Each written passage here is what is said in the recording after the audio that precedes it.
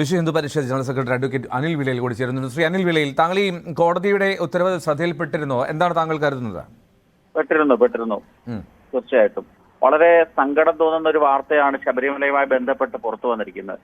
കഴിഞ്ഞ ദിവസം ബഹുമാനപ്പെട്ട ദേവസ്വം ബോർഡിന്റെ പ്രസിഡന്റ് പറയുകയുണ്ടായി, ശബരിമലയുമായി ബന്ധപ്പെട്ട് എന്ത് തുടക്കം കുറിച്ചാലും അതൊക്കെ തന്നെ പ്രയാസത്തിലേക്ക് പോകുന്നു എന്നൊരു ഭക്തൻ എന്ന രീതിയിൽ അദ്ദേഹം വിഷമം പങ്കുവെക്കുകയുണ്ടായി. എന്തുകൊണ്ടാണ് ഇപ്രകാരം സംഭവിക്കുന്നത് നമ്മൾ നോക്കുമ്പോൾ രാഷ്ട്രീയപരമായിട്ട് ഒക്കെ തന്നെ യാതൊരു വ്യക്തിത്വവുമില്ലാത്ത കളങ്കിത വ്യക്തിത്വങ്ങളായിട്ട് കാലുമാറി വന്നിട്ടുള്ള വ്യക്തികളാണ് നിലവിലെ ദേവസ്വം ബോർഡിന്റെയൊക്കെ ഭരണത്തിലേക്ക് ഇടതുപക്ഷം റിക്രൂട്ട് ചെയ്യുന്നത്. BJP-യിൽ നിന്ന് വന്ന വാസുമാസ്റ്ററേയും കോൺഗ്രസിൽ നിന്ന് ചാടി വന്ന പ്രശാന്തിനെയും പോലുള്ള കളങ്കിത വ്യക്തിത്വങ്ങൾ ദേവസ്വം ബോർഡ് ഭരിക്കുന്നു.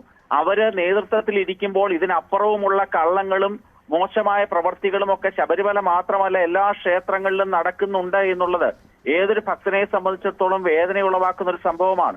ശബരിമലയിലെ ഇത് നമ്മൾ ശ്രദ്ധിക്കുമ്പോൾ ഇതൊരു വലിയ കോക്കസാണ് ഈ തട്ടിപ്പിന്റെ പിന്നിൽ നമുക്ക് കാണാൻ സാധിക്കും. ദേവസ്വം ബോർഡ് പ്രസിഡന്റും ദേവസ്വം ബോർഡ് അംഗങ്ങളും തിരുവാഭരണം കമ്മീഷണറും ദേവസ്വം ബോർഡിന്റെ എഞ്ചിനീയറും അതുപോലെ തന്നെ ചെന്നൈ ആസ്ഥാനമാക്കിയുള്ള സ്മാർട്ട് ക്രിയേഷൻസ് എന്ന് പറയുന്ന സ്ഥാപനവും ഒക്കെ ചേർന്നിട്ടുള്ള വലിയൊരു വെട്ടിപ്പ് കമ്പനിയുടെ വെട്ടിപ്പിന്റെ ഫലമായിട്ടാണ് ഈ ശബരിമലയില് ഏകദേശം നമുക്കറിയാം 6 കിലോയോളമാണ് വ്യത്യാസം വന്നിരിക്കുന്നത്. അവിടുന്ന് അഴിച്ചുകൊണ്ട് പോയ സാധനം, ശബരിമലയിൽ നിന്ന് കൊണ്ടുപോയ സാധനം ചെന്നൈയിൽ എത്തിയത് ഏകദേശം 1.25 മാസം കഴിഞ്ഞാണ്. ഈ കാലഘട്ടത്തിൽ ഇത് ആരുടെയൊക്കെ കയ്യിൽ കൂടി കടന്നുപോയി. അനിൽ വിളയിൽ, ഇപ്പോൾ ആ ഉണ്ണികൃഷ്ണൻ പോറ്റി അദ്ദേഹം വ്യക്തമാക്കുന്നത് സ്വർണം കൊണ്ടുപോയിട്ടില്ല, സ്വർണം എടുത്തിട്ടില്ല, ആ ചെമ്പ് മാത്രമാണ് കൊണ്ടുപോയത്. ആയിക്കൊള്ളട്ടെ, എന്തും ആയിക്കൊള്ളട്ടെ, ചെമ്പായിക്കൊള്ളട്ടെ, സ്വർണമായിക്കൊള്ളട്ടെ, വെള്ളി ആയിക്കൊള്ളട്ടെ, ഏതായാലും ഭഗവാൻ സമർപ്പിച്ചിട്ടുള്ളതാണെങ്കിൽ, ഭഗവാൻ എന്ന് പറയുന്നത് നിയമം അനുസരിച്ചൊരു മൈനറാണ്. ആ മൈനറുടെ പ്രോപ്പർട്ടി ഇപ്രകാരം ട്രാൻസ്ഫർ ചെയ്ത് കൊണ്ടുപോകുമ്പോൾ ബഹുമാനപ്പെട്ട ഹൈക്കോടതിയോടോ സ്പെഷ്യൽ കമ്മീഷനോടോ അനുവാദം ചോദിച്ചിട്ടില്ല. അതുതന്നെ പ്രത്യേകമായിട്ട് ഇവരുടെ ഗൂഢലക്ഷ്യത്തിനെ പുറത്തു കൊണ്ടുവരുന്നതാണ്. മോഷ്ടിക്കുക എന്നുള്ളതാണ് ദേവസ്വം ബോർഡിലെ ഉദ്യോഗസ്ഥരുടെ പ്രധാനപ്പെട്ട നയം. അവരെ സംബന്ധിച്ചിടത്തോളം ഭക്തൻ കൊടുക്കുന്ന സാധനങ്ങളിൽ നിന്ന് അടിച്ചു മാറ്റുക, തന്ത്രപൂർവ്വം അടിച്ചു മാറ്റുകയും വ്യക്തിപരമായ ആവശ്യത്തിനും പാർട്ടി ഫണ്ട് ഉണ്ടാക്കാനും വേണ്ടിയാണ് ഇവർ ശ്രമിക്കുന്നത്. അത് തന്നെയാണ് ഇപ്പോൾ നടക്കുന്ന അയ്യപ്പ സംഗമവും ഇതേ ലക്ഷ്യം വെച്ചുകൊണ്ട് തന്നെയാണ്. നമ്മൾ ശ്രദ്ധിക്കുക, സർക്കാരിന് എത്രയോ വകുപ്പുകളുണ്ട്. ഈ വകുപ്പുകളെ എല്ലാം ദൈനംദിനമായി ഹൈക്കോടതി നിയന്ത്രിക്കുന്നില്ലല്ലോ.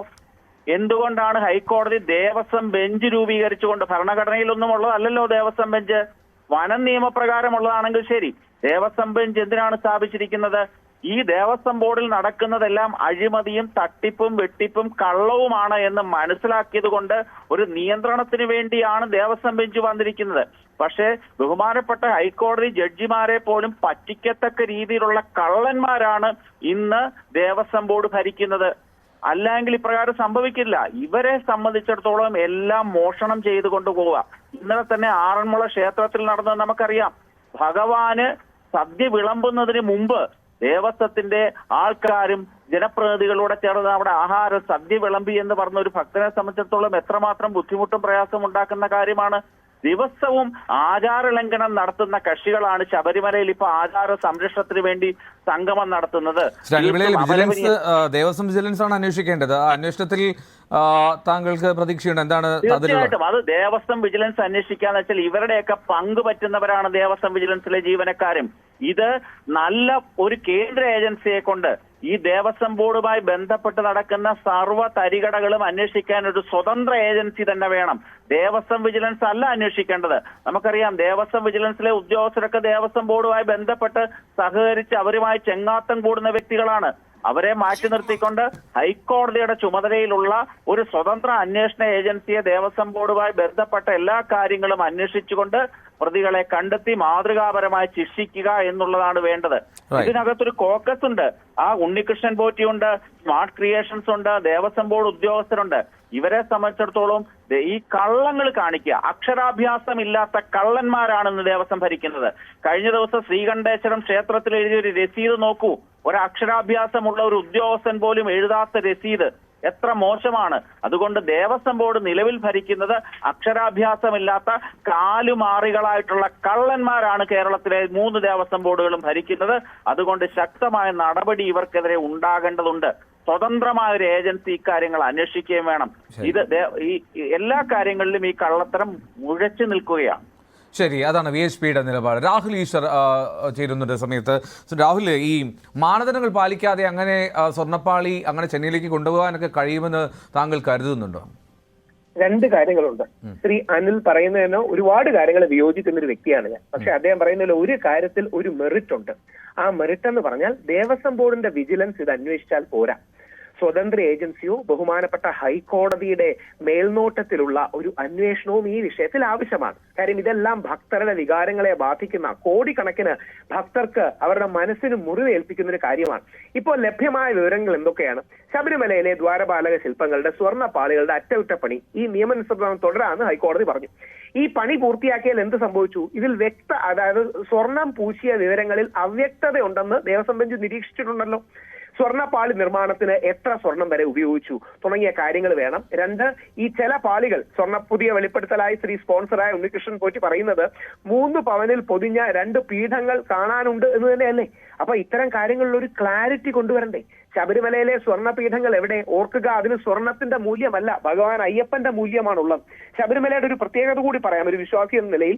ശബരിമലയില് വിഗ്രഹം മാത്രം അല്ല പവിത്രമായി കാണേണ്ടത്. വിഗ്രഹം പരമപവിത്രമാണ്. പൊന്നു 18-ാം പടി പവിത്രമാണ്. അതുകൊണ്ടാണ് 18-ാം പടികളിൽ പൂജ ഉണ്ടാകുന്നത്. ക്ഷേത്ര സമുച്ചയം പവിത്രമാണ്.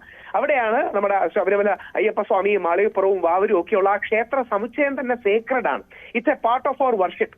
അതായത് അതൊരു തീർത്ഥാടന കേന്ദ്രമാണ്. അതുകൊണ്ട് വളരെ സീരിയസ് ആയിട്ട് ഈ വിഷയങ്ങൾ എടുക്കണം. ഇതിന്റെ പശ്ചാത്തലം എന്താണെന്ന് അന്വേഷിക്കണം. ബഹുമാനപ്പെട്ട ഹൈക്കോടതിയുടെ നേതൃത്വത്തിൽ തന്നെ ഒരു അന്വേഷണം നടത്തണം. അത് ദേവസ്വം വിജിലൻസ് ചെയ്താൽ പോരാ. അത് ദേവസ്വം ബോർഡിനോട് എനിക്ക് അവിശ്വാസമൊന്നുമില്ല. ദേവസ്വം ബോർഡിനെ ബഹുമാനമാണ്. ചില കാര്യങ്ങളിൽ അഭിപ്രായ വ്യത്യാസം ഉണ്ടെങ്കിലും ഇത് പൊതുജനങ്ങൾക്ക് മുമ്പിൽ ഇതിന്റെ സത്യം ബോധ്യപ്പെടുത്താനുള്ള ഉത്തരവാദിത്വമുണ്ട്. ബാക്കി ആരെങ്കിലും പറയുന്നത് പോലെ അവിടെ കൊള്ള നടക്കുകയാണ്, കള്ളത്തരം നടക്കുകയാണെന്നൊന്നും ഞാൻ പറയില്ല. കാര്യം ഞാൻ ഉത്തരവാദിത്തോട് മാത്രമേ പറയുള്ളൂ. എനിക്കറിയില്ല. പക്ഷേ അതിന്റെ ക്ലാരിറ്റി വരുത്താനുള്ള ബാധ്യതയും ഉത്തരവാദിത്വവും ദേവസ്വം ബോർഡിനാണ്. എന്ത് സംശയം ഭക്തർ ഉന്നയിച്ചാലും ആ ഭക്തർ ഏത് പാർട്ടിക്കാരാണെങ്കിലും അതിന് ഉത്തരം കൊടുക്കാനുള്ള ബാധ്യത ദേവസ്വം ബോർഡിനുണ്ട് എന്ന കാര്യത്തിൽ ഇവിടെ ആർക്കും സംശയം വേണ്ട. റൈറ്റ്, അതാണ് പ്രധാനപ്പെട്ട കാര്യം തോന്നുന്നു. രാഹുൽ ഈശ്വർ സൂചിപ്പിച്ച പോലെ ഭക്തന്റെ വികാരം മനസ്സിലാക്കി അതിനുള്ള മറുപടി കിട്ടണം, വ്യക്തത വരണം. എന്ത് സംഭവിച്ചു എന്നുള്ളത് അത് തന്നെയാണ് അറിയേണ്ടതും. അത് ഏത് ഏജൻസി ആണെങ്കിൽ പോലും, അത് സ്വതന്ത്ര ഏജൻസി വേണമെങ്കിൽ ആ വികാരം കൂടി, ഭക്തരുടെ വികാരം കൂടി മാനിക്കേണ്ടതുണ്ട് എന്ന് തോന്നുന്നു. രാഹുൽ ഈശ്വർ, അനിൽ വിളയിൽ, ഒപ്പം ഉണ്ണികൃഷ്ണൻ പോറ്റി എന്നിവരാണ് പ്രതികരിച്ചത്. ന്യൂസ് 10 ഇടവേള.